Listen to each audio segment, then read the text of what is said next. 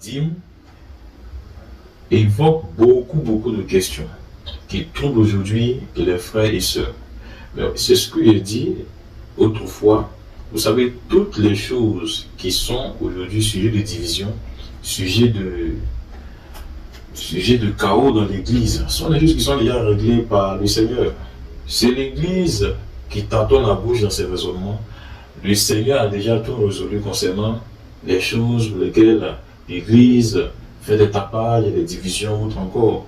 Non, le Seigneur sait réellement ce dont il a établi. Il sait.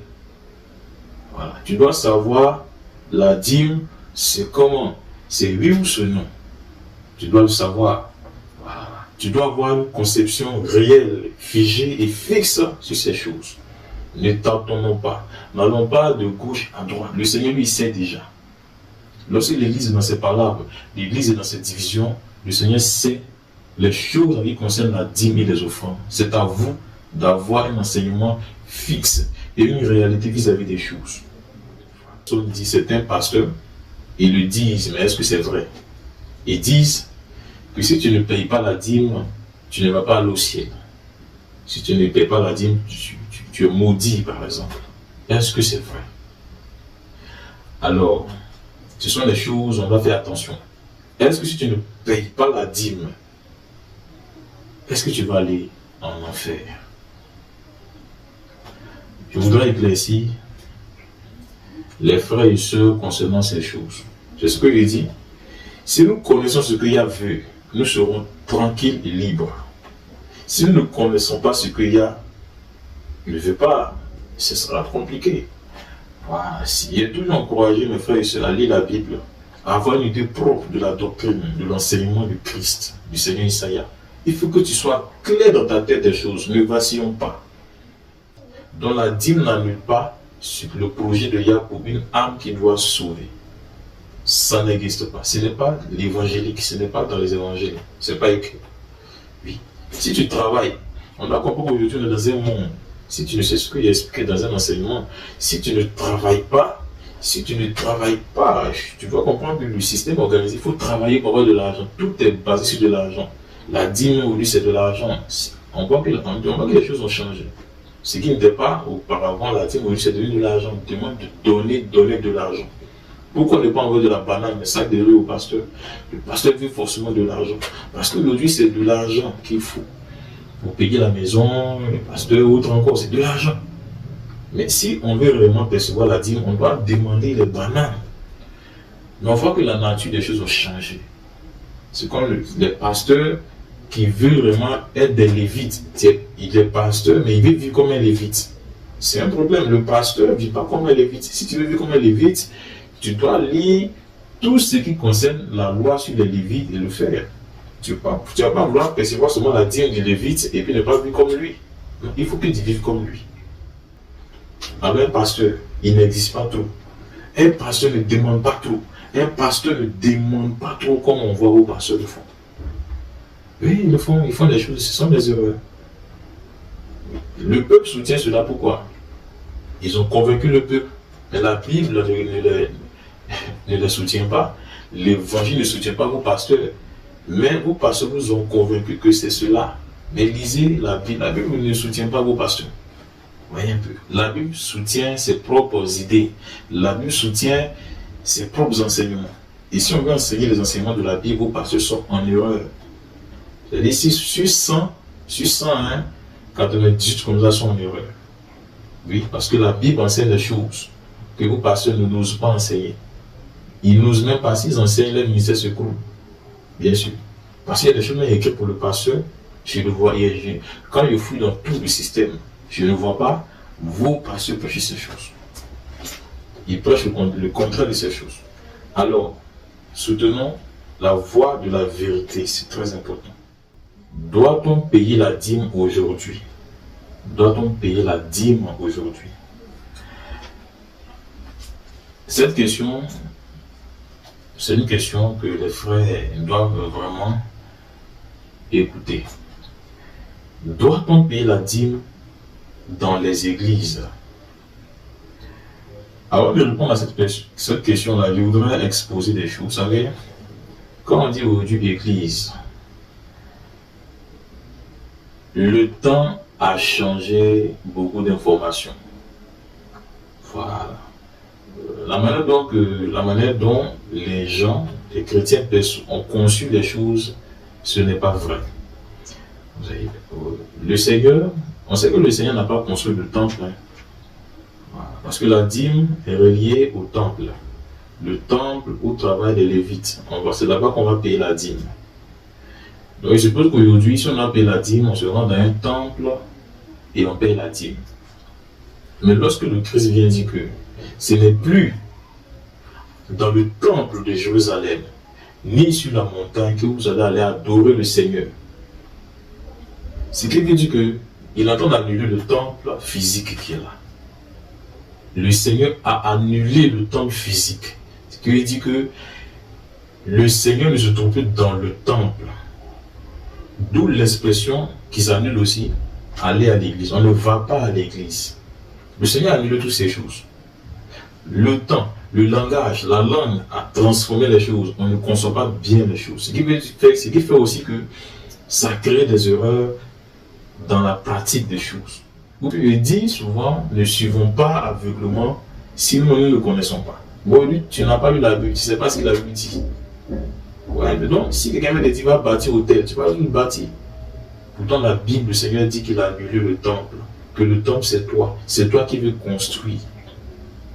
Les gens prient avec du sel, avec de l'eau, avec de l'huile. Non. Le Seigneur n'a pas besoin de ces choses. On vend de l'huile et du sel. Ne croyez pas. Ce sont des œuvres de sorcellerie. C'est-à-dire les gens, ils vont à l'église pour devenir sorciers, pour avoir des objets de la sorcellerie avec eux dans leur maison. On achète des cailloux, des objets, et on vient à la maison, on croit que c'est le Seigneur. C'est de la sorcellerie.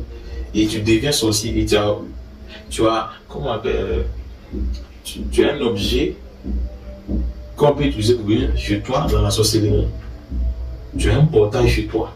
Sorcier rentre, sorcier va. Et tu te trouves à l'église avec le mouvement de l'église. Vous êtes tous des sorciers. Quittez ces choses.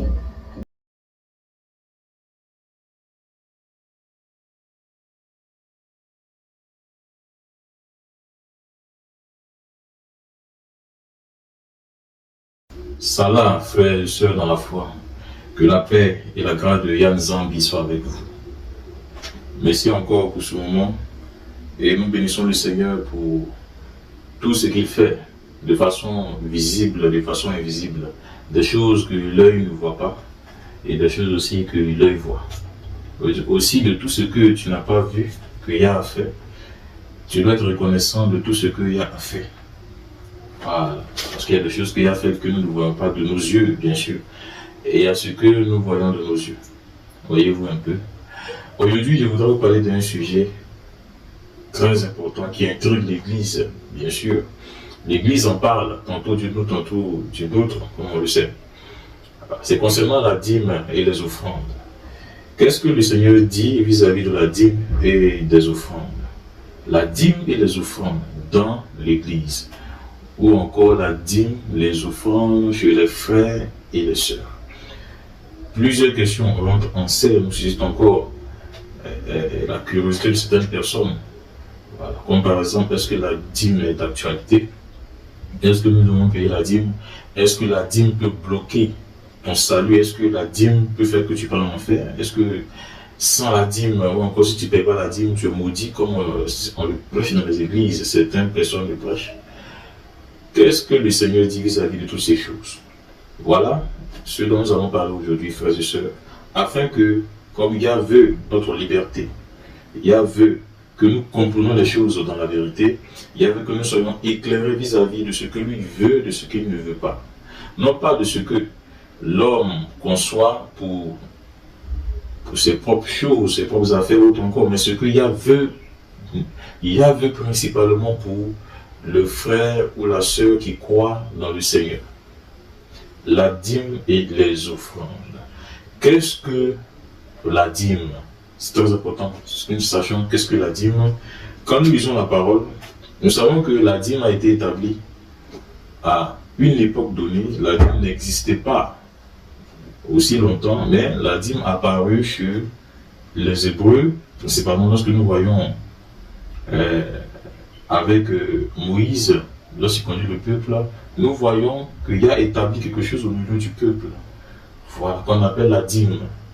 Mais nous pouvons voir un visage de la dîme dans plusieurs choses, même peut-être dans les choses anciennes, nous pouvons voir, mais principalement, c'est-à-dire cette loi établie là, avec Moïse, là où chacun doit donner le 10e de ce qu'il reçoit à quelqu'un de bien précis. C'est-à-dire que le peuple doit donner le 10e de ce qu'il reçoit à des personnes bien précises. C'est-à-dire la dîme n'est pas perçue par n'importe qui, mais à des lévites, c'est-à-dire à des travailleurs, des personnes qui travaillent, qui ont tout abandonné pour travailler dans le temple de Yah. Voilà un peu, si nous devons définir la dîme, il y a beaucoup de choses à dire là-dessus. Voilà. Nous devons savoir aussi qu'il a établi ces choses pour que ceux qui l'ont établi, les Lévites, puisqu'il a établi les Lévites pour travailler. Les Lévites travaillaient pour Yah, et en même temps les Lévites travaillaient pour que le peuple puisse venir prier dans le temple. Ils étaient disposés, ils étaient là pour organiser les choses. Donc les Lévites ne sont pas censés faire quelque chose d'autre si ce n'est de travailler dans le temple. Ils n'ont pas le droit de travailler, faire un travail, ils n'ont pas le droit d'avoir un champ, ils n'ont pas le droit de faire autre chose en dehors du temple. Vous voyez un peu? Voilà. Tout ce qu'ils faisaient concernait le temple. Ils étaient consacrés à travailler dans le temple de Yah. Vous voyez un peu? Et donc, puisqu'il y a c'est comme s'il y a les arbres, on peut dire, on parlait pour être beaucoup plus clair, il y a les a emprisonnés à travailler quelque part. Il ne peut pas faire autre chose si c'était de travailler que dans le temple. C'est eux qui doivent nettoyer le temple, c'est eux qui doivent organiser les choses pour que le peuple vienne prier dans le temple. Voilà. Donc ils ne font rien d'autre. Ils sont là parce qu'il fallait du temps et être concentré pour le temple. Donc un serviteur, un lévite, je ne parle de l'époque ancienne, hein, là où la loi était établie, la loi de la dîme a été établie, un serviteur doit être entièrement disposé, disponible pour travailler dans le temple. Il ne pouvait pas aller travailler, faire le travail, et puis venir travailler encore dans le temple. Ce n'était pas possible. Voilà. Donc il est entièrement consacré. Son temps, son intelligence, sa force, tout ça, ce serviteur, ce lévite, il dépense toutes ces choses à travailler pour Yah dans le temple. Et donc, comme il ne peut pas aller faire quelque chose, Yah a dit quoi? Il a dit au peuple, comme ceux-ci ont été consacrés pour faire cela, vous, peuple, quand vous travaillez, donnez-leur une partie qui est le 10e à ces ouvriers que j'ai employés pour travailler pour moi. Puisque eux, ils vont entretenir les choses dans le temple pour que vous venez prier dans le temple. Donc, Yah a fait ces choses ainsi, c'était vraiment organisé. Yah a organisé les choses. Il faut que nous comprenions que c'était comme ça. Et Yah disait le 10e. Et comme Yah a organisé ça, c'était une loi au milieu du peuple. Et donc, le peuple devait respecter cela. Voilà un peu, concernant un peu, si on veut donner une définition, hein, parce que il y a des choses, soyons clairs, il y a des choses qui sont divines, on ne peut pas vraiment donner une définition, parce que ce sont des choses à sens spirituel. Mais on dit des choses pour qu'on puisse avoir une perception, une conception des choses. Voilà. Sinon, la dîme, c'est Yah qui l'a établi. Ça ne vient pas d'un humain, ça vient d'un ordre divin, d'un ordre céleste. C'est Yah qui l'a établi à une époque précise, sous la loi. Et il essaie d'expliquer ce qui s'est passé sous la loi concernant la dîme. Et donc, voilà un peu. À ce sujet, il y a beaucoup de questions qui se posent, hein, auxquelles je vais répondre par la grâce de Totamzan Midisaya Congo, qui c'est autre chose. Voilà, la dîme évoque beaucoup de questions qui troublent aujourd'hui les frères et sœurs. Mais c'est ce que j'ai dit autrefois.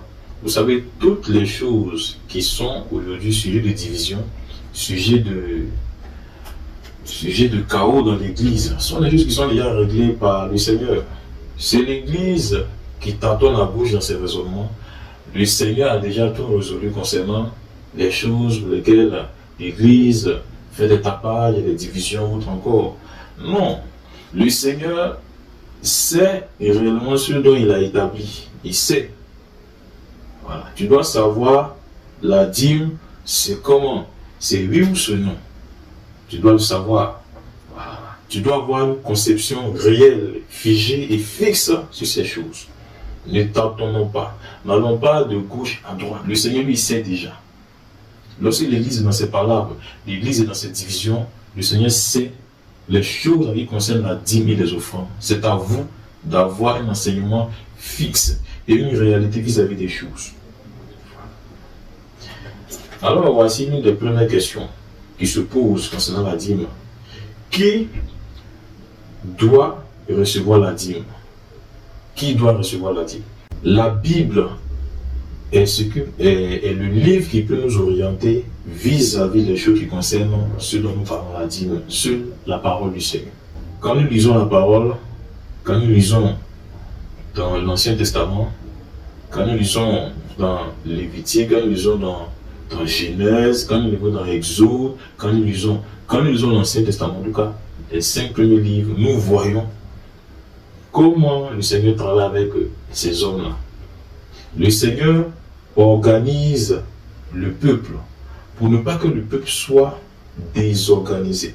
On doit comprendre que les choses sont établies. Il ne peut pas conduire un peuple, ne peut pas te conduire s'il ne t'organise pas.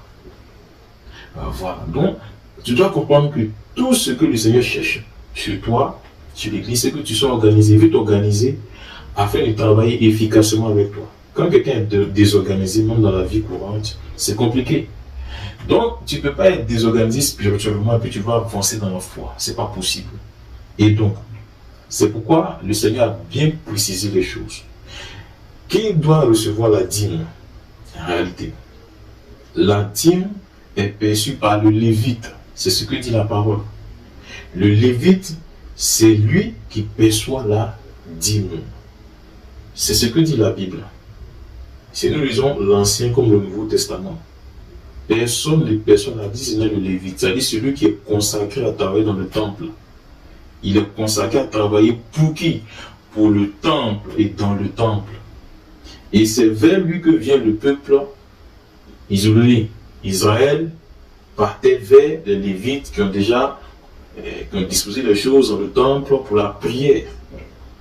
On sait comment le Lévite a travaillé dans le temple. Il faisait les sacrifices d'animaux, autres encore. Ils étaient vraiment dévoués pour toutes ces choses que le Seigneur leur a donné de faire. La dîme n'est pas perçue par quelqu'un du peuple. Non. La dîme n'est pas perçue par un roi. Non. La dîme n'est pas perçue par un ministre ou encore par un préfet d'isolé. Non. La dîme a été établie pour être perçue seulement par les Lévites, ceux qui travaillent dans le temple que Yah a ordonné. Personne d'autre n'est chargé ou encore ne peut percevoir la dîme. Ça n'existe pas. Voyez-vous un peu. Et donc, quand tu veux donner la dîme, tu donnes la dîme aux Lévites. C'est ce que dit la parole. Pour ceux qui n'ont pas lu la Bible, mais qui écoutent des enseignements, je vous exhorte à souvent et lisez vous-même pour ne pas juger les choses parce que vous n'avez pas lu la Bible. Non. Et si vous n'avez pas lu la Bible, c'est pourquoi j'essaie de donner ce que la Bible dit réellement sur ces choses. Voyez-vous un peu. La Bible précise qu'il n'y a que les Lévites qui perçoivent la dîme, qui va leur servir de nourriture parce qu'eux n'ont pas le droit d'aller faire d'autres activités pour se nourrir. Et les Lévites sont les fils d'Aaron, les fils d'Alouna. Aaron, dont le nom véritable est Alouna. Voilà, ce sont ces fils qui ont été choisis pour être ceux qui sont établis pour travailler dans le temple pour les choses consacrées. Voilà, ils étaient consacrés, ils sont différents des pasteurs. Vous voyez un peu, c'était des Lévites. On peut dire ils sont comme les pasteurs, mais nous en venons aux pasteurs. Voilà. Eux, ils sont dans le temple, ils sont chargés d'organiser les choses dans le temple. Ils sont chargés, il faut que le temple soit prêt.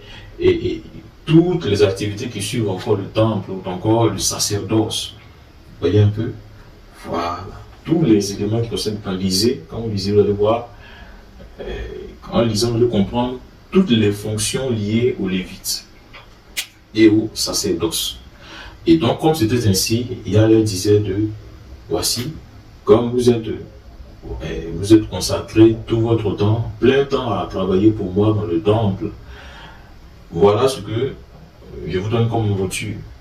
Le peuple qui va venir prier ici, eux, ils vont vous apporter le dixième de ce qu'ils vont recevoir, de ce que moi je vais leur donner. Ils vont vous envoyer le dixième. Voilà, donc, la Bible dit, la parole du Seigneur dit que c'est le Lévite qui reçoit la dîme. Donc, voilà un peu concernant qui peut percevoir la dîme ou pas. Parce qu'il est important de ne pas mélanger les choses, frère.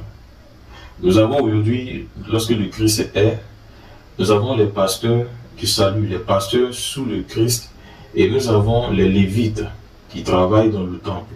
Ne mélangeons pas les choses, ils ne sont pas la même chose. Le Lévite ne connaît pas le Christ. Les pasteurs, eux, ils connaissent le Christ. Ce sont deux personnes, deux serviteurs de catégories différentes. La preuve, les pratiques que le Lévite fait, ce ne sont pas les mêmes pratiques que le pasteur y fait. Le Lévite, lui, il est chargé de faire quoi?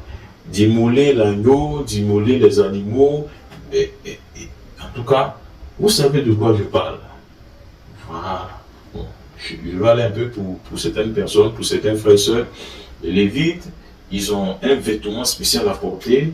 Il y a des choses qu'ils ne mangent pas. Il y a des animaux qu'ils ne mangent pas. Il y a des choses qu'ils doivent faire. Il y a des lieux qu'ils ne doivent pas fréquenter. Il y a beaucoup de choses. Les Lévites sont des personnes conditionnées par des lois qui sont différentes de celles des pasteurs sous la grâce établie par le Christ. Vous voyez un peu le Lévite, lui, le Lévite, il y a plusieurs niveaux où le Lévite qui rentre dans le lieu saint, le lieu très saint, et autre encore, eux, ils avaient leur manière de gérer les choses concernant le temple. C'est différent d'un pasteur que le Christ a établi.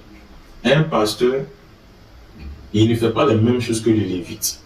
Et donc, ils ne sont pas les mêmes choses. Ils n'ont pas les mêmes devoirs. Ils n'ont pas les mêmes moyens de faire les choses. C'est différent. Ce sont deux serviteurs différents en fonction des instructions. Nous lisons dans Matthieu chapitre 28, le Seigneur a dit, allez, il a dit au pasteur, aux disciples, allez et prêchez, enseignez aux hommes tout ce que moi je vous ai prescrit. Or, nous savons que les Lévites, ils font ce que Moïse a reçu comme prescription. Les Lévites, ils font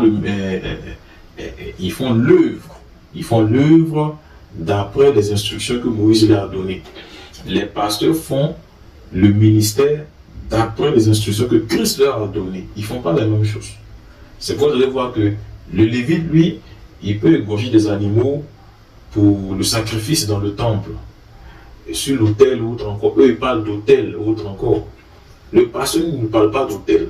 Ça n'existe même pas chez le pasteur. Le pasteur ne peut pas parler d'autel parce que ça ne fait pas partie des instructions que le Christ lui a données. Mais le Lévite lui parle d'autel.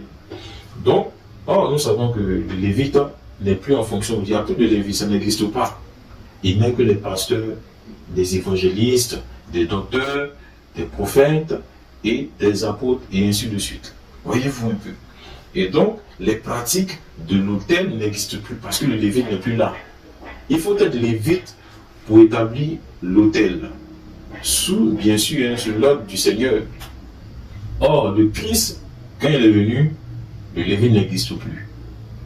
Mais nous sommes tous des serviteurs de Yah. Tout le monde est serviteur de Yah par l'Esprit. On sert Yah d'une manière ou d'une autre. Voyez-vous un peu. Quand tu as l'Esprit du Seigneur, tu es devenu serviteur. Voilà. Et donc, nous tous, nous servons le Seigneur. Il n'y a pas de personnes consacrées spécialement pour aller dans un temple. Beaucoup de choses ont été reparamétrées par le Christ lui-même. Et donc, voilà. Après, c'est pour donner des précisions concernant toutes ces choses. Le pasteur est différent du Lévite. Le Lévite, il perçoit la dîme. Et la dîme est reliée à plein de choses concernant son propre service. Le pasteur, lui, il est dans le ministère. Lui fait le ministère.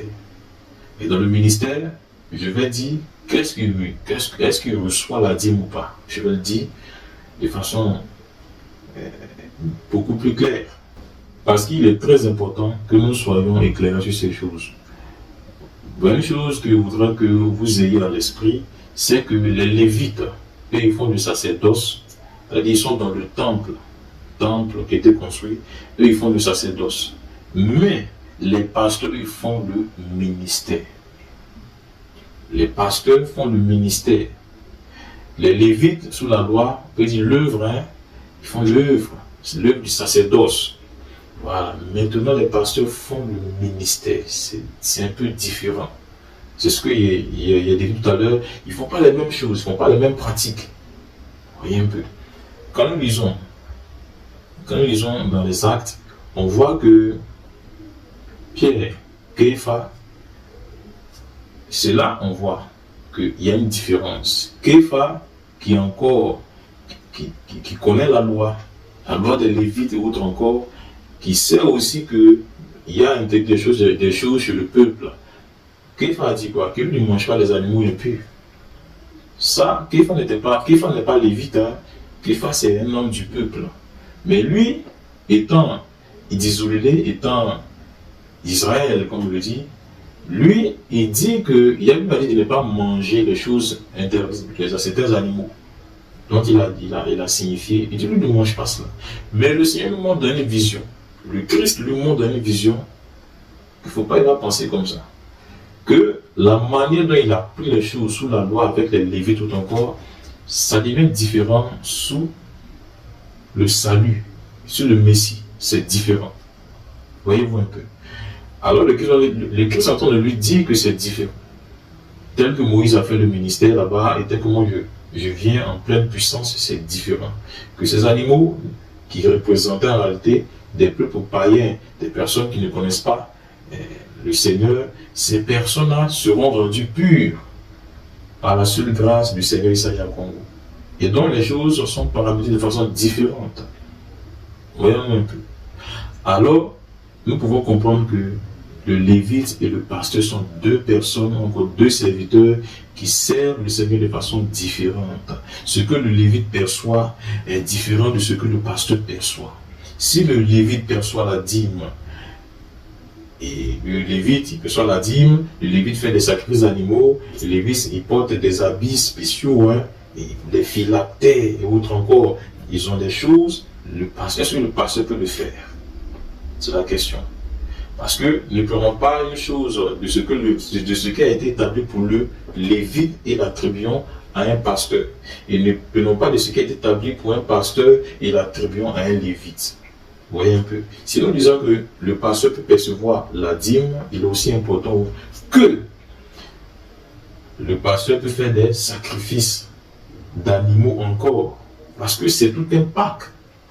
Un pack. C'est tout un ensemble qui est donné aux Lévites. C'est tout aussi un ensemble qui est donné au pasteur. Si l'ensemble qui est donné au pasteur, c'est aussi différent de l'ensemble qui est donné aux Lévites. Voyez-vous un peu. Et donc le Seigneur a organisé les choses. Donc voilà un peu de ce que je dis concernant qui peut percevoir la dîme. Qui peut percevoir la dîme? Ce n'est pas n'importe qui, ce sont les Lévites, dit la parole, hein, quand tu vas lire toute la Bible, hein, ce sont les Lévites qui perçoivent la dîme. Alors, quand nous lisons toute la Bible, hein, quand vous lirez mes frères et sœurs, quand vous lirez la Bible, vous n'allez pas voir que les pasteurs dans la Bible, hein, prêchent la dîme. Les pasteurs ne prêchent pas la dîme. Les apôtres ne prêchent pas la dîme. Les disciples ne prêchent pas la dîme.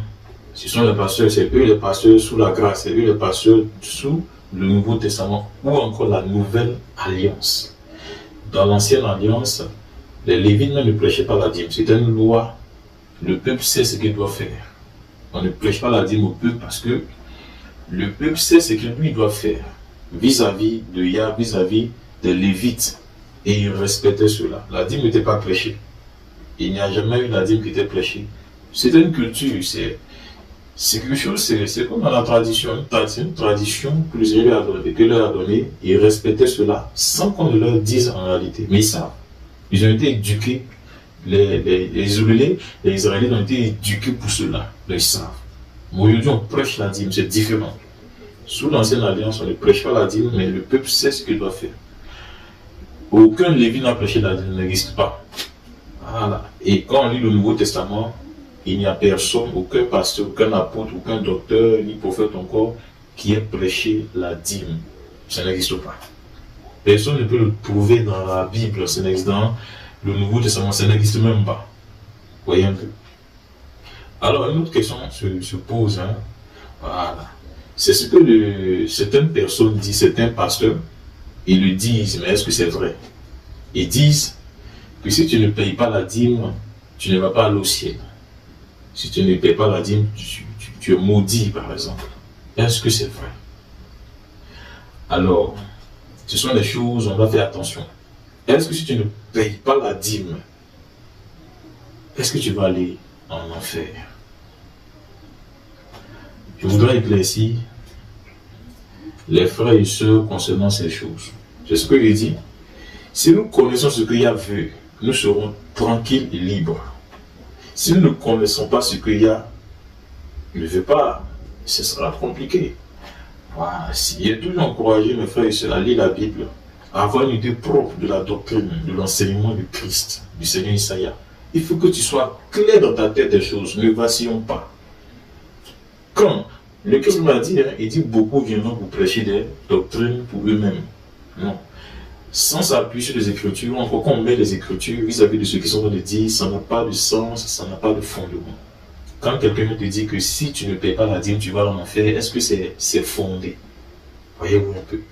Alors, qu'est-ce que le Seigneur dit vis-à-vis de ces choses? Si tu ne payes pas la dîme, est-ce que ça entrave à ton salut? Quand ils ont dans Malachie, nous allons prendre la parole dans Malachie. Malachie chapitre 3, on va dire du verset 7 à 10. Quand nous lisons verset 8 par exemple, il dit: un homme trompe-t-il le Seigneur? Un homme trompe-t-il Yah? Car vous me trompez, dit le Seigneur. Et vous dites: en quoi d'avons-nous trompé, Seigneur? Le Seigneur dit: dans les dîmes et les offrandes. Vous êtes frappés par la malédiction et vous me trompez, la nation toute entière. Ce qui veut dire qu'à l'époque, il y avait des gens qui essayaient de troubler le Seigneur vis-à-vis de la loi qu'il a établie concernant les Lévites. Aller donner la dîme aux Lévites. Il y avait des gens là encore, ils volaient, ils ne donnaient pas la dîme aux Lévites. Et ça créait quelque chose sur les Lévites que je vais dire après. Les Lévites, ils avaient besoin de la dîme. C'est avec cela qu'ils mangent, puisque eux, ils ne vont pas travailler comme les autres. Le Seigneur les a privés de rester tous dans le temple. Donc, si le peuple n'allait pas leur donner la dîme, eux ils mangent comment? Et la dîme, ce n'était pas de l'argent.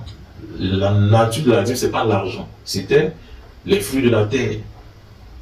Que les fruits de la terre, tout ce qui est mangeable, que ce soit les animaux ou autres encore, tirés de la terre, les bétails ou autres encore, c'était cela. Et même, ça dépend, si tu avais aussi de l'argent, tu pouvais l'envoyer. Mais le Seigneur demande d'envoyer toujours 10% de ce que tu gagnais, quoi que ce soit sur la terre ou comme en argent. Voyez-vous un peu. Et le Lévite, lui, devait le percevoir. Mais quand il ne le perçoit pas, et le Seigneur a aussi à le voir, il dit: faites attention à ce qu'il dit au peuple.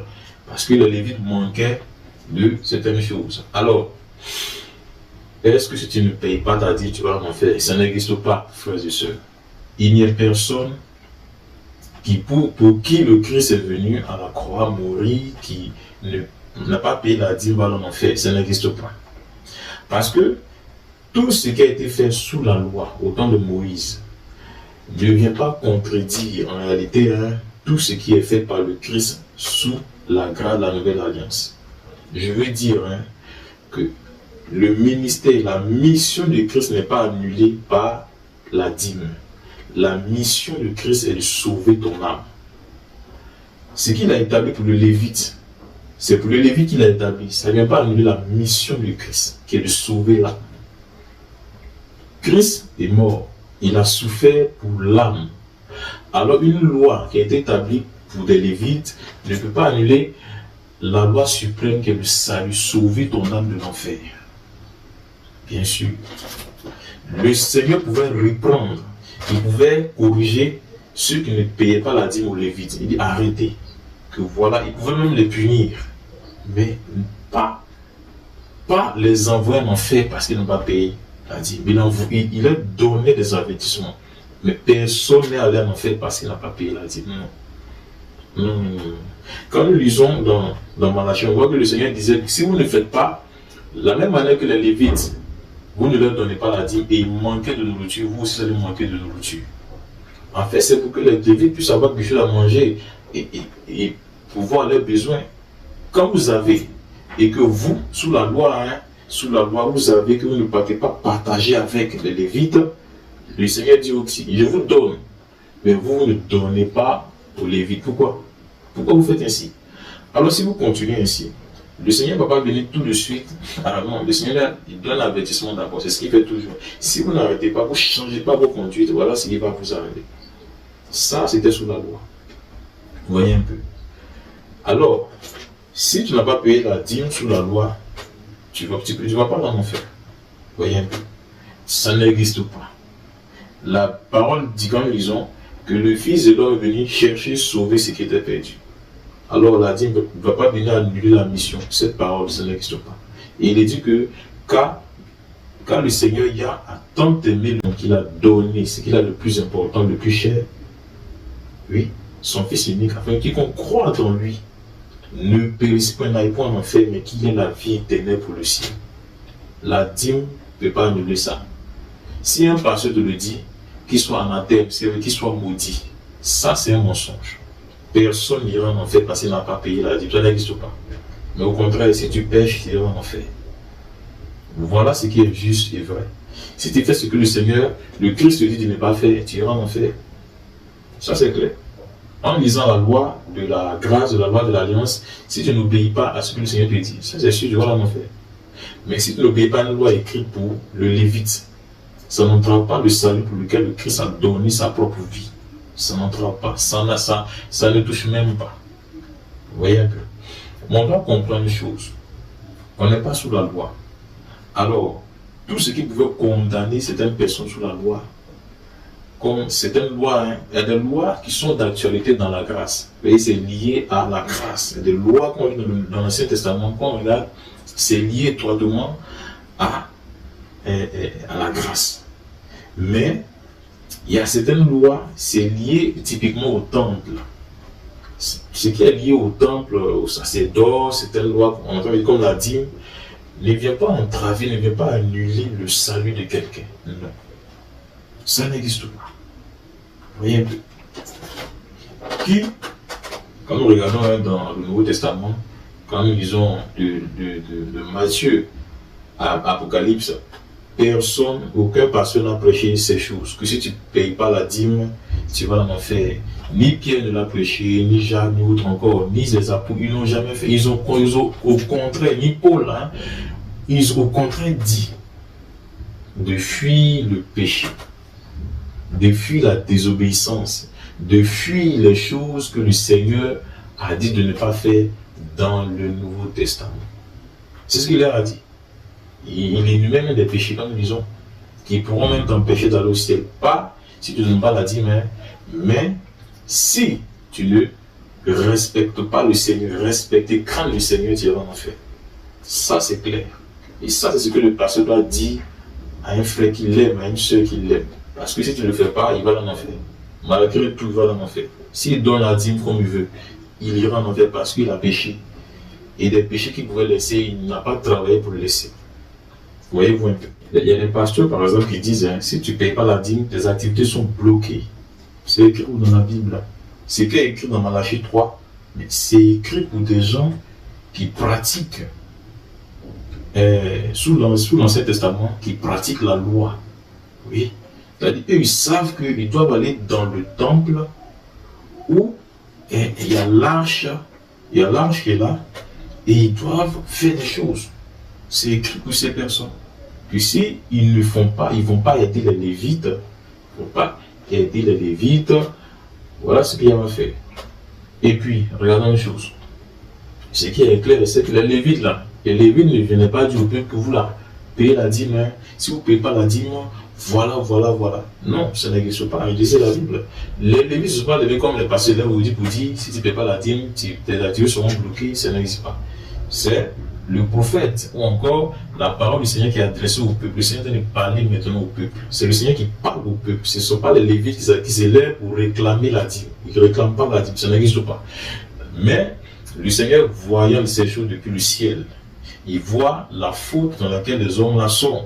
Il vient les avertir que si vous ne changez pas, voilà ce qui va vous arriver. Les Lévites eux-mêmes ne se levaient pas pour venir dire si vous ne payez pas la dîme, vous serez maudits. Vos activités seront bloquées. Non, c'est le Seigneur qui le disait.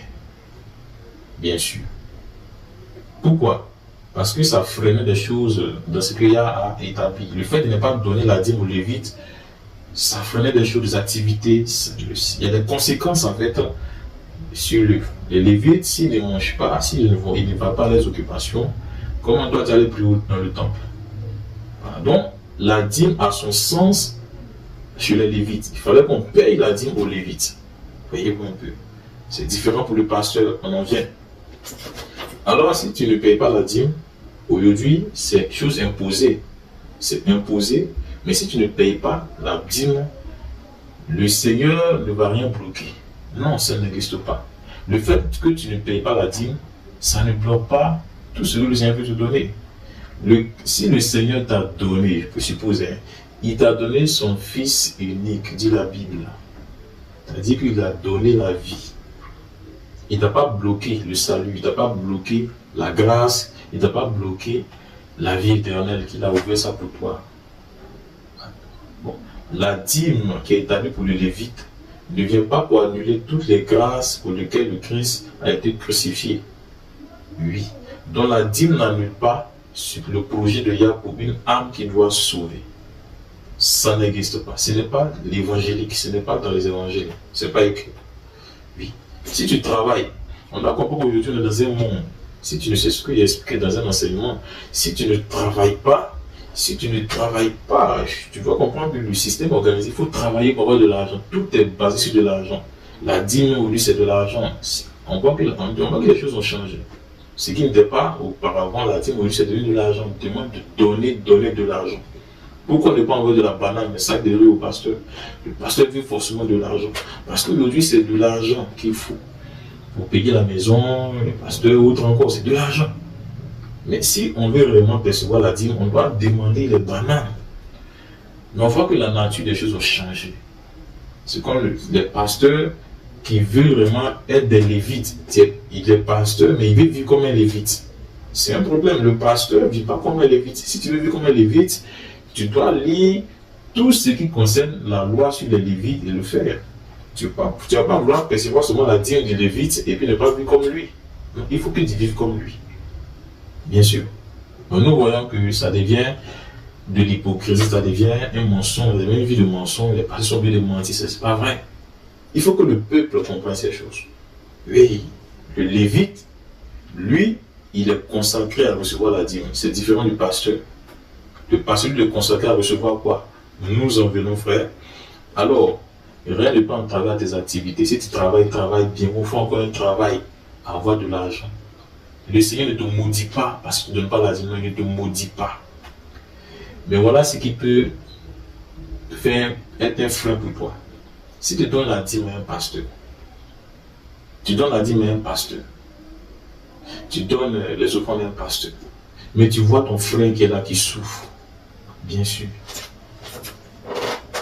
Hein? C'est un problème, hein, je vous dis la vérité. Et le Seigneur en parle tous les jours. Il y a des gens qui vont avec des dîmes de 100 000, 500 000, 2 millions ou autre encore. Mais leur cœur est noir, comme on le dit, méchant. Le Seigneur connaît le comportement de tous les jours. Ce sont des hypocrites. Ils donnent au pasteur, mais ils n'ont pas le comportement de la foi. Le Seigneur ne le regarde pas à ces gens. Il ne va jamais. C'est le pasteur qui connaît ta dîme. Le Seigneur ne connaît pas ce que tu vas donner. Occupez-vous des frères. Occupez-vous des sœurs. Bien sûr. Un frère a-t-il besoin de peut-être 50 000 quelque chose? Non. On allait donner 500 000 au pasteur. Non. Le pasteur, je vous dirais, le pasteur, lui, c'est un soldat. Il a appris à vivre dans la disette, il a appris à vivre avec rien.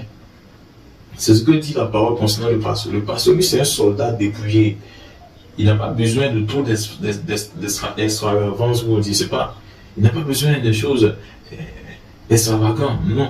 Le pasteur sait vivre simplement. Le pasteur, c'est l'homme le plus simple dans la foi. Bien, c'est l'homme le plus simple dans la foi. Il n'a pas besoin de milliards pour vivre. Il n'a pas besoin de millions pour vivre. Bien sûr. Pour vivre, il n'a pas besoin de choses extravagantes. Parce qu'il a été entraîné pour combattre spirituellement. Et comprendre les choses spirituelles, c'est donc qu'il ne peut pas vivre comme ça. Regardez un peu Jean-Baptiste. Jean-Baptiste qui vient. C'est écrit que Jean-Baptiste, jusqu'à ce qu'il ait la fin du monde, aucun de vos prophètes qui sont actuellement, personne, aucun de vos prophètes, autre encore, est grand que Jean-Baptiste. Pourtant, Jean-Baptiste, il ne veut pas. Jean-Baptiste dort dans la brousse. Il dort, il mange des sauterelles. Rien plus. C'est-à-dire, Jean-Baptiste, il sait pourquoi il vit comme ça. Le peuple ne sait pas. Mais Jean-Baptiste connaît la raison pour laquelle il vit ainsi. Parce que c'est un consacré. Il a reçu des instructions. Il doit vivre ainsi pour garder sa propre consécration, sa propre force spirituelle. Parce que ce n'est pas un humain normal. C'est un humain, il est annoncé depuis l'Ancien Testament qu'il va naître. Ce qui veut dire qu'il existe quelque part. Jean-Baptiste existe quelque part, il est seulement né dans un corps. Et donc, pour garder sa concentration divine, céleste, spirituelle, il doit vivre comme ça pour ne pas s'affectionner aux choses du monde. Donc lui, c'est le point. Si tu ne viens pas vers lui, le Seigneur ne te reconnaît pas. Donc, quand nous lisons dans Matthieu chapitre 3, on voit que tout le monde venait vers Jean-Baptiste pour se faire baptiser par lui. Malgré qu'il n'a rien, c'est un pasteur dépouillé, il sait vivre avec rien. Il sait vivre, il vit. Il vit. Il n'est pas conseillé par Dieu, il vit. Mais il s'inquiète pour les âmes des autres. Il disait, changez-vous, il voit votre sort. Ce qui va vous arriver, changez. Mais quand un pasteur veut vivre dans la luxure, c'est un problème. C'est qu'il ne voit pas. Il ne voit pas la mission. Il ne voit pas le caractère de la mission. Il ne va pas tout le temps empêcher la dîme et les offrandes. Non. Bien sûr. Paul le point. Lui qui a reçu des enseignements, plein d'enseignements pour lesquels nous lisons la Bible. Hein. Voilà. 12 épîtres connus dans la Bible que nous avons à la maison. Mais il a dormi souvent au dehors. Bien sûr, il a souffert. Paul ne se dit pas avoir de grandes choses. Non. Paul s'inquiétait pour le salut, pour que les hommes soient sauvés de l'enfer. Rien. Souvent, il organisait des choses, il prenait de l'argent vers d'autres frères pour aller donner à d'autres frères. Il ne gardait pas ça pour lui. Paul savait vivre avec un peu. Il savait vivre avec. Il savait vivre. Ce n'était pas pour lui de construire un grand temple à l'image, non. Parce qu'eux, ils ont compris ce que c'est que le temple. Beaucoup de personnes n'ont pas encore compris ce que c'est le temple. Le temple, pour eux, c'est de construire un temple à l'image de Dieu.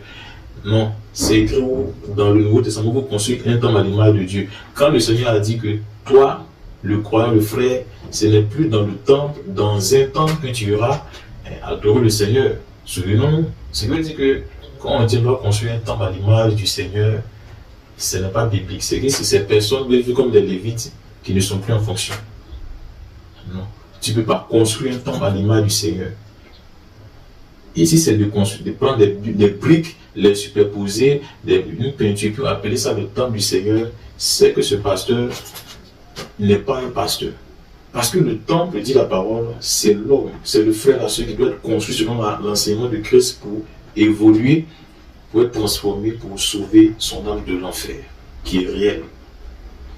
Alors un pasteur, il n'existe pas trop. Un pasteur ne demande pas trop. Un pasteur ne demande pas trop comme on voit aux pasteurs le font. Oui, ils font des choses, ce sont des erreurs. Le peuple soutient cela, pourquoi? Ils ont convaincu le peuple. Mais la Bible ne les soutient pas. L'évangile ne soutient pas vos pasteurs. Mais vos pasteurs vous ont convaincu que c'est cela. Mais lisez la Bible ne soutient pas vos pasteurs.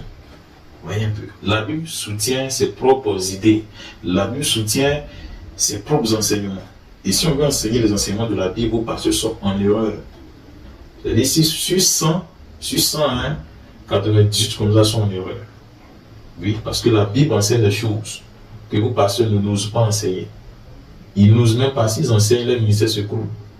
Bien sûr. Parce qu'il y a des choses même écrites pour le pasteur, je le vois. Quand je fouille dans tout le système, je ne vois pas vos pasteurs prêcher ces choses. Ils prêchent le contraire de ces choses. Alors, soutenons la voie de la vérité, c'est très important. Donc, je voudrais te dire que si tu n'as pas payé la dîme, aujourd'hui, un pasteur, tu ne vas pas leur en enfer. Tes attitudes ne seront pas bloquées. Mais au contraire, si le Seigneur te voit, toi qui dis être converti, toi qui prie, toi qui marches vers le Seigneur te voit. C'est-à-dire que tu as des frères qui sont dans le besoin et que tu ne les aides pas. Mais parce que le pasteur t'a dit que si tu ne payes pas la dîme, tu es maudit. Parce que tu as peur. C'est ça, en fait, c'est de créer la peur. La peur engendre certaines choses. C'est par la peur que tu vas donner seulement au pasteur qui laisse les frères. Mais les frères là, n'est-ce pas pour eux que le Seigneur est mort? Le pasteur n'est pas censé travailler pour que les frères là soient sauvés. Mais si nous laissons les frères et les sœurs, ils ont besoin des choses, mais le pasteur ne partage pas, il se construit avec. Le pasteur est là pour le peuple. Le peuple n'est pas là pour le pasteur. Le peuple est là pour suivre le Christ. Le pasteur est là pour les conduire au Christ, non à lui. C'est au pasteur de donner la nourriture spirituelle aux brebis. Et c'est aux brebis de savoir vivre, partager entre eux, pour ne pas qu'ils se perdent. Par manque de moyens, certains se perdent. Bien sûr. Oui. Et donc, un pasteur ne doit pas exiger la dîme en tant que tel. Non. Il ne doit pas exiger parce que c'est fait pour le Lévite. Mais je dirais, vers la fin, ce qu'un pasteur doit recevoir. Vous voyez un peu. Et donc, si toi, tu donnes la dîme au pasteur, ok, donne toute la dîme que tu veux au pasteur, mais tu ne soutiens pas le frère ou la sœur qui est dans le besoin et que le Seigneur te voit faire ces choses. Ce n'est pas bien. Tu donnes au pasteur, mais il y a des frères qui ont besoin de toi, ils te demandent des choses que tu ne donnes pas. Non. Il faut ouvrir notre cœur à l'église. Moi, je te donner. Les apôtres, ils ont fait quoi? Ils ont partagé. Pour ne pas qu'un frère seulement de quelque chose. Eux-mêmes ne gardaient rien pour y partager. Mais nous, aujourd'hui, le pasteur, il a tout. Mais il a le frère. Le frère a seulement besoin, il ne sait pas. D'une chaussure, il ne sait pas. Soutenons. En fait, c'est une famille. Si nous laissons les frères, l'ennemi va rentrer. Mais le besoin que le frère a, il va aller chez vous ça. Chez des personnes qui ne peut-être connaissent pas la foi et ça dénonce beaucoup de choses. Pourtant, toi, tu es un frère seul, tu as ces choses. Tu en as de double, tu en as de triple, mais tu peux donner. Et il faut aider les frères. Il faut aider les sœurs, bien sûr. Et le Seigneur te récompensera. Le pasteur, là, c'est un soldat. Bien sûr. Le Seigneur, il traite plus rigoureusement le pasteur que tout le monde. Le Seigneur peut dire au pasteur de dormir au dehors. Il est le pasteur, c'est l'instrument du Seigneur. Il peut dire, toi, dors au dehors. Donc le pasteur passe sa vie à dormir au dehors. Des points. Vos pasteurs, eux, ils sont là pour suivre des points comme Paul. Paul a dormi au dehors. Il n'a pas dormi dans la maison, il a dormi au dehors pour beaucoup de missions qu'il a eu à parcourir, autre encore. Bien sûr, ce n'est pas le seul.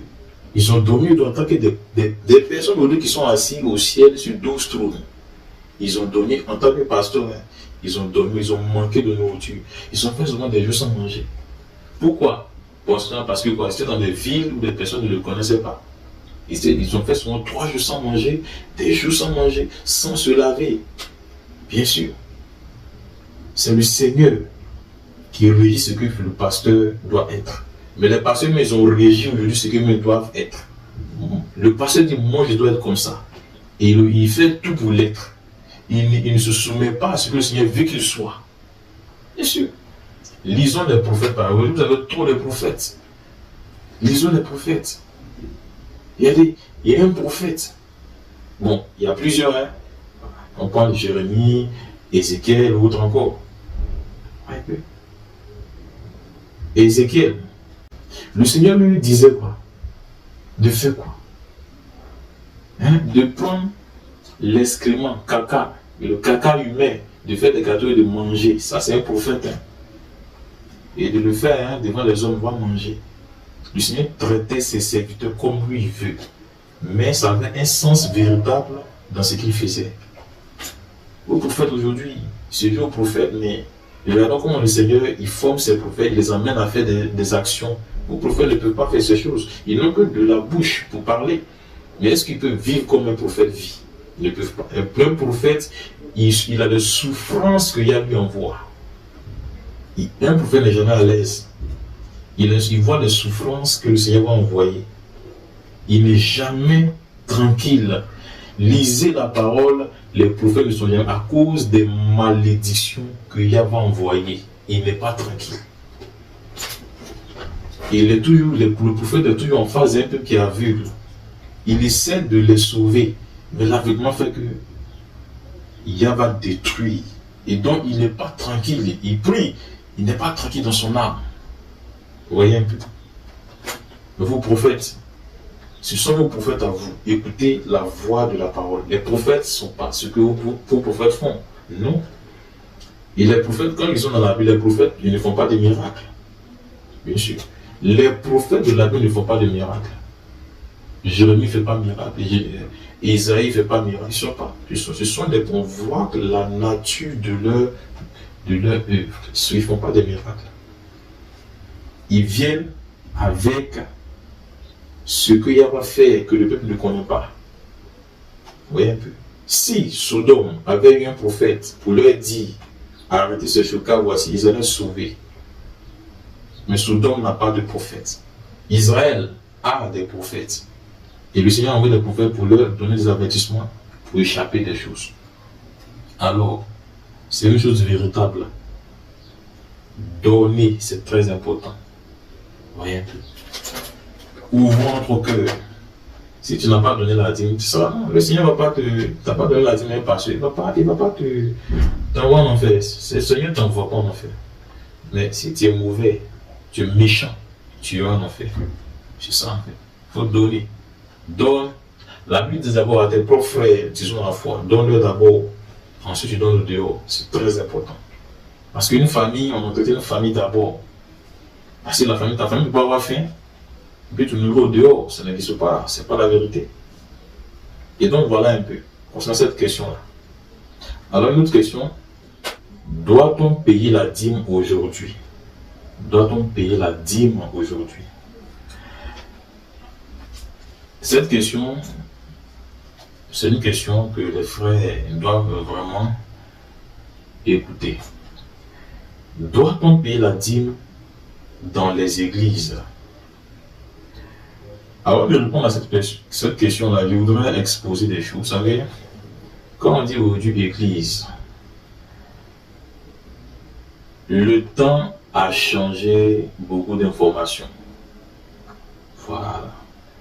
La manière dont les gens, les chrétiens ont conçu les choses, ce n'est pas vrai. Le Seigneur, on sait que le Seigneur n'a pas construit le temple. Voilà. Parce que la dîme est reliée au temple. Le temple où travaillent les Lévites. C'est là-bas qu'on va payer la dîme. Donc il se suppose qu'aujourd'hui, si on a payé la dîme, on se rend dans un temple et on paye la dîme. Mais lorsque le Christ vient dire que ce n'est plus dans le temple de Jérusalem, ni sur la montagne que vous allez aller adorer le Seigneur. Ce qui veut dire qu'il entend annuler le temple physique qui est là. Le Seigneur a annulé le temple physique. Ce qui veut dire que le Seigneur ne se trouve plus dans le temple. D'où l'expression qui s'annule aussi, aller à l'église. On ne va pas à l'église. Le Seigneur a annulé toutes ces choses. Le temps, le langage, la langue a transformé les choses. On ne conçoit pas bien les choses. Ce qui fait aussi que ça crée des erreurs dans la pratique des choses. Vous pratiquez mal les choses. Il dit vous. Ce n'est pas d'un temple que le Seigneur va être vous écouter. Quand nous sommes dans Matthieu, il dit que quand tu veux prier, rentre dans ta chambre et ferme la porte. C'est nouveau pour les Israéliens, pour les gens isolés. C'est nouveau pour eux. Ah bon? On doit rester dans la chambre pour prier? Ce n'est plus dans le temple? Il dit oui. C'est là, ces adorateurs que je cherche. Vous voyez un peu. Donc, regardez une chose. Ce que le Seigneur a annulé en disant, ce n'est plus à Jérusalem, ni sur la montagne que vous aurez adoré le Seigneur. On va adorer le Seigneur en esprit et en vérité. Il a annulé cela, n'est-ce pas, à leur époque, qui doit concerner toutes les époques. Mais cela a été reconstruit par un langage qui dit aller à l'église. Le diable, dans le temps, dans le langage, a construit des choses qu'il a annulées. Aujourd'hui, le chrétien dit va à l'église. L'église dont il parle, c'est le mur. Il va entre 4 murs, il est dedans. Et il reconstruit l'idée que le Seigneur a détruit de l'autre côté, qui est le temple.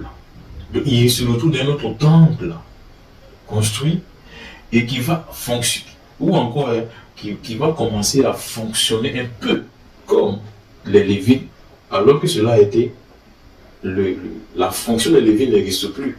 On va voir que cela va se reconstruire avec des termes dans le nouveau temple qui est aller à l'église. Le Seigneur ne dit pas qu'il y a à l'église.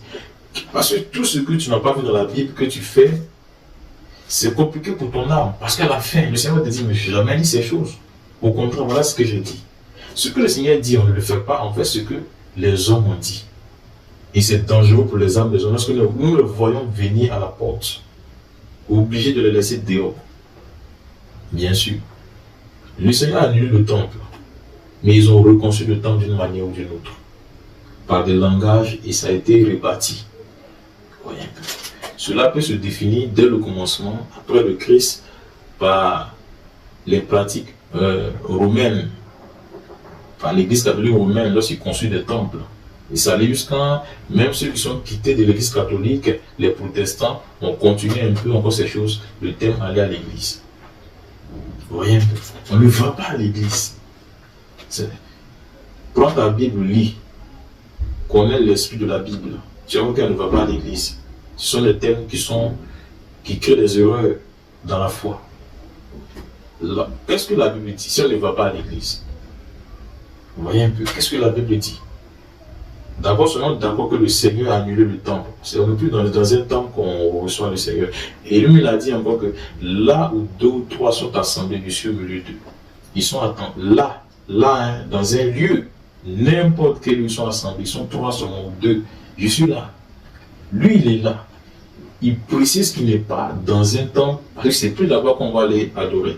Il est dans dans une consécration des personnes qui viennent se réunir dans un instant, dans un espace, sous un arbre, ou encore dans un lieu, mais pas dans un temple, comme on l'exigeait. Avant, le temple était exigé. Si tu quittes le champ, tu peux venir, tu ne prépares la main, tu viens prier dans le temple. C'est-à-dire que tu te dis que le Seigneur dans le temple, c'est là-bas que je vais prier. Tu quittes au travail pour venir, tu ne prépares. Non. Il y a des petites prières qui peuvent, mais la vraie prière venait se faire au temple. Le Seigneur dit non, ce n'est plus comme ça. Ce n'est plus comme ça, ni même sur la montagne. Ce qui veut dire que les histoires d'autel, écoutez très bien, on sait que quoi? Est-ce que le temple est grand que l'autel? C'est la question. Le Seigneur vient d'annuler le temple, et même l'autel qui se trouve dans le temple. Pourquoi les pasteurs font construire des autels aux gens? Pourquoi ils rebâtissent ce que le Seigneur a annulé? Les autels, et les gens croient. Le problème c'est quoi? Les gens n'ont pas compris. Le peuple a été envoûté. Puis, le Seigneur a annulé ces choses, bâti des autels, des offrandes, des alliances et autres encore. Ça n'existe pas. C'est une malédiction, une pratique de malédiction qui est revenue. Mais c'est revenu depuis les ténèbres. De l'autre côté, le Seigneur a annulé. Parce que c'était une phase des choses temporaires. Mais la véritable chose concerne quoi? Le temple, c'est quoi? La Bible, lisez vos Bibles, frères et sœurs. On ne dira pas au pasteur de vous lire la Bible, lisez vos Bibles. La Bible dit le temple c'est quoi? Le temple c'est toi. Quand ils lisons dans 1 Corinthiens chapitre 3, verset 16, quand ils lisons aussi dans 2 Corinthiens chapitre 6, verset 16, nous lisons Hébreux chapitre 3, verset 5 à 6, nous voyons le Seigneur précise que le temple c'est l'homme. C'est le frère lui-même, son corps, son âme, son esprit. Et il renverse son esprit, son âme et son corps. C'est lui qui est l'Église. C'est lui qui sera enlevé en ce temps-là. C'est lui qui sera sauvé. Ce n'est pas les 4 murs. En rebaptisant les 4 murs, on est obligé de faire comme les Lévites. Bien sûr. En rebaptisant les 4 murs et en disant que le Seigneur est dans le mur, on reconstruit et on annule maintenant la parole du Seigneur qui dit plus dans le temple, ni sur la montagne. C'est pas là-bas qu'on va les prier. On est obligé maintenant de faire des choses. Maintenant, on est obligé de mentir. Oui, parce que si nous prêchons l'évangile réel, le Nouveau Testament réel, ça annule tout ce qui se fait dans l'église, dans les églises aujourd'hui. Ça annule tout. La dîme et les offrandes, ça annule, bien sûr. Les hôtels qu'on bâtit, ça annule. Les chantres, ça annule. Et autres encore, bien sûr. Moi, ça, il dit ces choses. Comme le Seigneur m'a envoyé pour vous le dire. Parce que vous ne savez ni le jour ni l'heure. Bien sûr. Vos pasteurs ont commis beaucoup d'erreurs. Ils ont transmis ce qui doit être juste entre les mains du malin. Ils ont pris ce qui est faux et c'est dans leurs mains. Et c'est pourquoi le Seigneur vient pour les juger. Ils seront jugés d'après ce qu'ils ont fait. Et tout ce qu'ils ont fait est devant le Seigneur comme une odeur qui voudrait se débarrasser. Mais dans un temps bien fixé, sera fait. Ils ont accepté le mensonge, de pratiquer le mensonge. Ils ont renversé la parole du Seigneur. Ils ont annulé ce que le Seigneur a dit en faisant ce que ils font, en établissant leur propre système dans lequel ils gagnent de l'argent. Et le Seigneur ne joue pas avec ces choses. Ils ont maudit le peuple en mentant. Ils ont maudit le peuple en les confiant au diable, à des sirènes, à des fétiches et autres encore, à des esprits des eaux. Le Seigneur a vu toutes ces choses il y a longtemps, bien sûr. Mais la manière dont il va les prendre, ils ne savent pas. Quand ils diront paix et sûreté, une ruine soudaine les surprendra. Ils ne pourront même pas fuir la parole. Voyez un peu. Alors, ce que le Seigneur a annulé, lorsque le pasteur l'a reconstruit, et tout ce qu'il va faire là est une malédiction. Oui. Aujourd'hui, quand on regarde, la dîme ne se paye pas si ce n'est dans le temple. Mais s'ils ont reconstruit le temple que le Seigneur a annulé en disant ce n'est ni dans le temple à Jérusalem dans lequel se trouve l'autel et l'arche qu'on va aller prier, ni sur la montagne. Parce que les gens allaient sur des montagnes pour prier. Mais, en esprit, en vérité, et que des personnes, depuis l'histoire, ont reconstruit ces choses, vous savez, le Seigneur s'apprête à juger les gens. Bien sûr. Tous ceux qui sont morts, pour beaucoup, qui n'ont pas réellement été sincères dans la foi, parce qu'il y a trop de choses qui amènent les gens en enfer. Bien sûr. Ils ont décidé de pratiques. Beaucoup de vos pasteurs ne vont jamais aller au ciel. Parce qu'ils n'ont pas été sérieux. Ils ont menti. Ils doivent se repentir. Beaucoup de vos pasteurs. Sur 10, un va au ciel. Sur 10 pasteurs, un seul va au ciel. Et voyez un peu. Parce que ça devient des affaires. Il y en a un peu dans les églises, ça devient des concurrences. Oui. L'autre, c'est devenu de l'abomination, à la quête des âmes. Donc, moi, il doit avoir 1000 âmes. Quand il voit que l'autre a 1000 âmes, lui, il va avoir 2000 âmes. On travaille pour le Seigneur, on travaille. Comme l'homme est devenu quoi? Comme les clients. Les frères sont devenus comme les clients, les sœurs sont devenus des clients, et eux aussi ils acceptent. Tu n'es pas un client, tu es un frère à respecter, tu es une soeur à respecter pour le jour de ton salut, tu dois être sauvé. On va pour remplir les églises, et c'est là maintenant le temps qui a été annulé et reconstruit. Et là on va pratiquer les autels, on va faire les autels, les offrandes qui se faisaient sous la loi avec les Lévites. On reconstruit ce que le Seigneur a annulé, et même ce que le Seigneur veut là, ce n'est même pas là. On ne pratique même pas. Dans tout ce que je vous dis, je vous dirai ce que le Seigneur veut. Puis on a annulé ce que le Seigneur a dit, ce que le Seigneur a annulé, on a annulé ce que le Seigneur veut. On a établi ce que le Seigneur a annulé. Alors, mais quand les choses sont comme ça, frères, réfléchissons. Vous êtes des frères, la parole dit que vous avez reçu l'onction quand vous avez cru. À cause de ta crainte, le Seigneur va t'aider. Voilà ce que je vais vous dire, il n'y a plus de temps. Vos pasteurs sont dans l'erreur, ils s'enfoncent dans l'erreur. C'est une prophétie, c'est écrit. Ne vous enfoncez pas dans les erreurs avec eux. Sans oublier l'ennemi du ministère qui est Satan, le diable, le dragon, qui amène aussi, lorsque ces pasteurs ne veulent pas écouter la voix de la Russie, qui amène ces pasteurs dans les séductions pour qu'ils rentrent plus dans le mal. Ne les suivez pas dans le mal. Eux, ils ne vont pas revenir.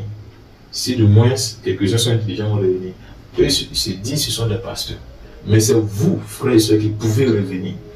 Si vous ne revenez pas, vous périssez avec eux. Oui, si vous ne voyez pas, vous êtes dans la malédiction avec eux. Ce que la Bible n'a pas dit, s'ils ont dit, vous êtes maudits. Dis la parole. Si le Seigneur a annulé l'autel, vous construisez quel autel? Aujourd'hui, je vois des personnes qui construisent des hôtels. C'est écrit où? Depuis quand? Tu suis le Christ ou tu suis le pasteur? Bien sûr. Parce que je dis souvent, ne suivons pas aveuglement si nous ne le connaissons pas. Bon, lui, tu n'as pas lu la Bible, tu ne sais pas ce qu'il a dit.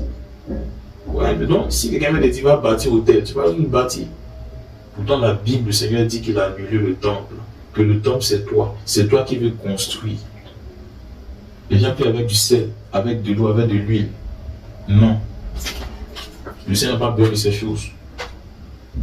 On vend de l'huile et du sel. Ne croyez pas. Ce sont des œuvres de sorcellerie. C'est-à-dire les gens, ils vont à l'église pour devenir sorciers, pour avoir des objets de la sorcellerie avec eux dans leur maison. On achète des cailloux, des objets, et on vient à la maison, on croit que c'est le Seigneur. C'est de la sorcellerie. Et tu deviens sorcier et tu as comment on appelle, tu as un objet qu'on peut utiliser pour venir chez toi dans la sorcellerie. Tu as un portail chez toi. Sorcier rentre, sorcier va. Et tu te retrouves à l'église avec le mouvement de l'église. Vous êtes tous des sorciers. Quittez ces choses. Suivez les Écritures. Arrêtez les pratiques. Parce que quand on veut déplacer les bornes, forcément faire ce que le Seigneur ne veut pas. Or, nous savons bien que l'autel sont les choses dont la Bible parle. La Bible parle des gens qui ont pratiqué l'autel autrefois. Vous voyez un peu. Mais comme le Seigneur a annulé l'autel, en disant que toutes ces choses, c'est plus comme ça va adorer le Seigneur, mais en esprit, en vérité, et que des personnes, puisque c'est écrit dans la Bible l'autel, ils vont venir reconstruire l'autel. Alors que c'est bien annulé par le chef lui-même, qui est le Christ, le Seigneur Isaïe. Bien sûr. Si le chef l'a annulé, toi tu es qui pour venir reconstruire cela? En le faisant, nous voyons derrière le rebelle qui est Lucifer, que tu es en train de servir. Ils sont en train de livrer les armes entre les mains de Lucifer. Mais chaque personne de la parole aura les récompenses encore du salaire de son péché. Vous voyez un peu. Et donc, la dîme, est-ce qu'on doit le payer? Si on doit payer la dîme, c'est dans le temple. Donc le temple est reconstruit par qui? Pour payer la dîme. Voilà. Ça, voilà d'abord un sujet que je voulais vous dire. Mais voilà une autre chose encore. Les problèmes liés à la construction. Si tu construis le temple, on est dans un système où tu as construit le temple, n'est-ce pas? Peut-être que tu loues le terrain. Donc, tu vas faire quoi? Tu vas forcément louer le terrain. Voilà. Et les charges que le Seigneur ne nous a pas mis, mais nous sommes mis des charges. Bien sûr. Il faut forcément un lieu où les frères se réunissent. Nous savons bien que l'église en tant que telle se passait dans les maisons. Ce qu'on appelle l'église, non. Les églises, c'était des familles. Les églises, ce sont des personnes. L'église se réunit ici. Voici les thèmes qu'on a oubliés. Satan a remplacé les thèmes. L'église se réunit. On ne va pas à l'église. Oui. L'église se réunit chez tel frère. Ils vont prier, partager là. Oui. Et un frère, peut-être dans une grande maison, il réunit toutes les églises là. Et il prie là, il partage là. Il partage ce qu'il doit partager là. Oui. C'est ce qu'il faisait. Mais lorsque des gens veulent reconstruire le temple de Salomon, avec l'architecture moderne aujourd'hui, mais les choses qui se passent sur ça, c'est Salomon vont se faire d'une manière ou d'une autre. Vous voyez un peu. Voilà. Et donc, tu vas payer de l'électricité, tu vas payer plein de choses. Voilà. Lié au temple. Et qui va payer ça? C'est le peuple. Le peuple, le pasteur doit maximiser le peuple pour que le peuple puisse subvenir aux besoins du temple. la facture de courant vient peut-être 150 000, je suppose. L'eau, autre encore, on a payé. Donc c'est le peuple qui doit gérer tout ça. Et sans oublier que le peuple souffre aujourd'hui. On met les charges sur le dos du peuple. Parce que le pasteur, lui, c'est pas. Aujourd'hui, les pasteurs même, ils ne savent pas comment le peuple souffre. Les gens sont chez eux, les parents ne savent pas comment les parents vivent. Et la majorité, on n'entretient pas les familles. On entretient le business. Non. Les familles souffrent. Le Seigneur en a marre de voir ces personnes-là qui détruisent les familles. Oui. On ne doit pas détruire les familles. Une famille, là, ça se construit. Et on entretient la famille. Et l'homme chargé d'entretenir spirituellement la famille, c'est le pasteur. Il n'est pas pour détruire les familles. Non. Si quelqu'un est malade, le pasteur doit être toujours là pour la famille. Il vient pour voir comment, en fait, le pasteur là, il n'est pas là pour dépouiller la famille. Non. Il est là pour aider la famille. Pour aider l'homme, pour aider la femme, pour aider les enfants. Il leur donne des conseils selon la parole du Seigneur pour qu'ils se comportent bien pour le jour de leur salut, étant sur la terre et pour demain. Voilà ce que fait un vrai pasteur. Il ne veut pas pour demander leur argent, non. Non, ce n'est pas son intention de me demander de l'argent à des gens. Non, son intention c'est de voir, ah, lui là, est-ce que lui là, il est prêt à aller au ciel? Quel est l'état de son âme? Cette sœur, est-ce que sa vie qu'elle mène, il s'inquiète? Il ne va pas dans la poche des gens. Ce n'est pas ce qu'il fait premièrement un pasteur. C'est pas qu'il n'a pas besoin de ces choses, il n'a pas besoin d'argent, il a besoin. Mais c'est pas ça. Il a une mission, la mission de sauver les âmes de l'enfer. Il y a des gens qui sont en proie aux démons, il y a des gens qui sont possédés, des gens qui les démons suivent. Lui, il s'inquiète de cela. Il y a des gens qui le Seigneur regarde leur vie, ça ne lui plaît pas. Le pasteur lui s'inquiète. C'est pourquoi il est pasteur. Il n'est pas pasteur pour la dîme, pour construire les autres. Non, pour entretenir le temple, non. Si tu construis un grand temple, il va te falloir les moyens pour l'entretenir. Mais si tu n'as pas ces moyens, tu fais quoi? Tu oublies de faire quoi? De maximiser, d'oppresser le peuple. Bien sûr. Donc tu ne fais pas la mission du pasteur d'entretenir les gens, le peuple, tu fais la mission d'entretenir ce que tu as bâti. Et tu vas maintenant te charger d'avoir de grosses dîmes encore. C'est dans ça beaucoup rentrent dans beaucoup de choses que le Seigneur va détruire.